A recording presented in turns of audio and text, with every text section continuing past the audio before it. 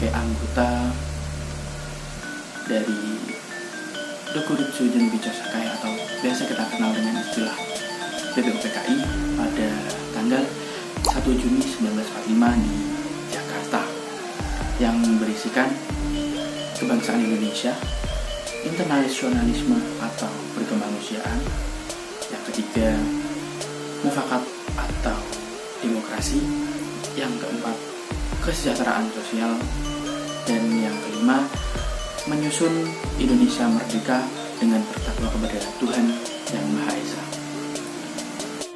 Pada 1 Juni 1945, Soekarno mendapatkan gilirannya untuk menyampaikan gagasannya mengenai dasar dari negara Indonesia merdeka yang dinamakan Pancasila. Gagasan yang disampaikan dalam bentuk pidato tersebut berbunyi, sekarang banyaknya prinsip kebangsaan, internasionalisme, mufakat, kesejahteraan, dan ketuhanan. 5 bilangannya namanya bukan Pancadharma, tetapi saya menamakan ini dengan 7 orang. Seorang teman kita ahli bahasa namanya ialah Pancasila, artinya asas atau dasar, dan di atas kalimat dasar itulah kita mendirikan negara Indonesia kekal dan abadi. Setelah pidato tersebut, BPUPKI menyusun panitia kecil yang bertujuan untuk merumuskan serta merancang undang-undang dasar yang berpedoman pada pidato Bung Karno tersebut.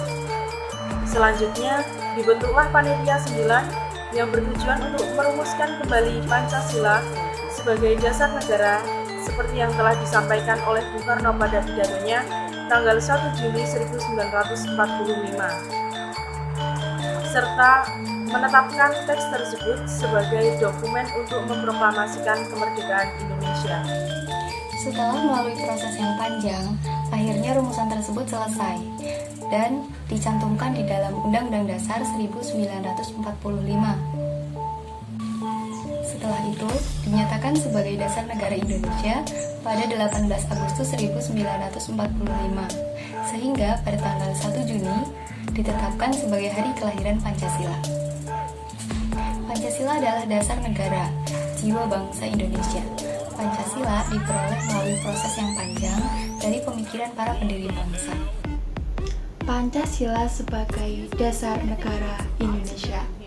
Sebagai dasar negara yang berarti setiap sendi-sendi ketatanegaraan pada negara Republik Indonesia harus berdasarkan nilai-nilai Pancasila. Artinya, Pancasila harus senantiasa menjadi roh atau power yang menjiwai kegiatan dalam membentuk negara. Pancasila sebagai dasar negara meliputi kedudukan sebagai berikut. Yang pertama, Pancasila merupakan sumber dari segala sumber hukum di Indonesia. Yang kedua, Pancasila meliputi suasana kebatinan dalam Undang-Undang Dasar 1945. Yang ketiga, Pancasila menciptakan cita-cita hukum bagi hukum dasar negara. Yang keempat, Pancasila menjadi sumber semangat bagi Undang-Undang Dasar 1945. Dan Pancasila mengundang norma-norma yang mengharuskan Undang-Undang Dasar untuk mewajibkan pemerintah maupun penyelenggaraan negara lain untuk memelihara budi pekerti luhur.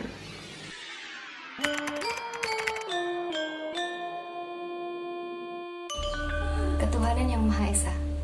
Semua warga negara Indonesia berhak memiliki agama. Intinya, kita harus memiliki agama atau kepercayaan sebagai kebutuhan rohani. Sebagai contoh dalam kehidupan sehari-hari, kita dapat beribadah menurut agama dan kepercayaan masing-masing dengan aman, nyaman, dan tentram. Kemanusiaan yang adil dan beradab.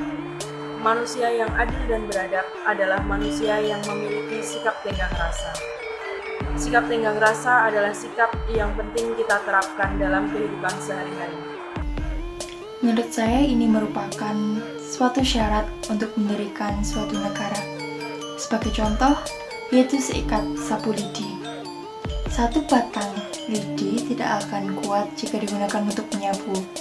Namun apabila lidi-lidi tersebut disatukan menjadi sapu, maka akan kuat jika digunakan untuk menyapu. Begitu juga dengan struktur suatu negara.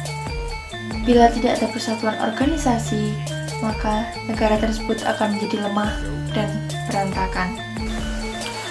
Kerakyatan yang dipimpin oleh hikmat kebijaksanaan dalam permusyawaratan atau perwakilan. Intinya adalah bermusyawarah, merundingkan sesuatu masalah untuk menyelesaikannya tanpa mementingkan kepentingan pribadi atau golongan tertentu. Musyawarah merupakan jalan tengah yang sifatnya menguntungkan bagi seluruh pihak. Keadilan dalam suatu persidangan. Dalam suatu persidangan, keadilan sangat dijunjung tinggi. Sebab menentukan hasil yang melibatkan nasib banyak warga negara. Di sini apabila persidangan tersebut tidak dianggap adil, warga merasa sangat dirugikan serta dapat timbul perpecahan. Oleh karena itu, mengapa harus Pancasila? Terjawab sudah. Pancasila merupakan ideologi yang sempurna untuk negara Indonesia, serta bersifat fleksibel, yaitu dapat mengikuti perkembangan zaman. Jadi kita harus bisa mengamalkan Pancasila dalam kehidupan sehari-hari kita agar berjalan sebagaimana mestinya dengan baik.